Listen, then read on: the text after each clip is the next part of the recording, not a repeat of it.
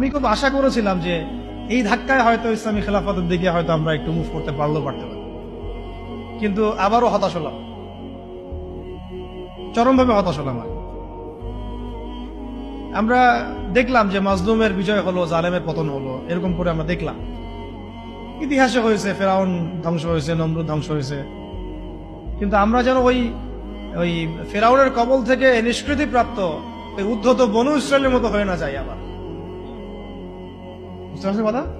ফেরাউনের কবল থেকে মুক্তি পাওয়ার মাত্র 40 দিনের মাথায় বনু ইসরায়েল বাছুর পূজা শুরু করছিল।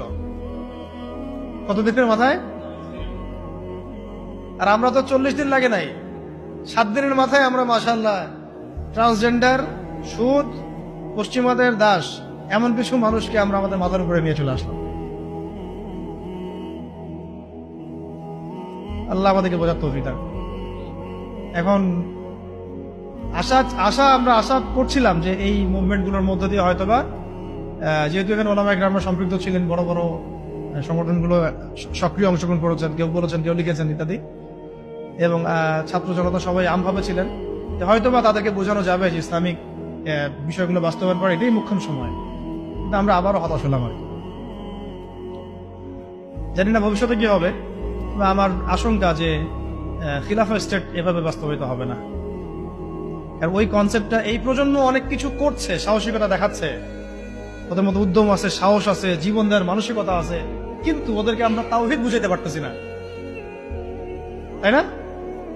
ওরা দেশপ্রেমে করতেছে, জালেমের বিরুদ্ধে দাঁড়াচ্ছে, জালেমের বিরুদ্ধে দাঁড়ায় গেছে, তারা দেশপ্রেমের চেতনায় লালন করতেছে, অন্যায় সহ্য করতেছে না, সাহস দেখাচ্ছে, ওদের বুদ্ধি আছে, ওদের মাশাআল্লাহ ওদের ডেডিকেশন আছে, সবকিছু আছে।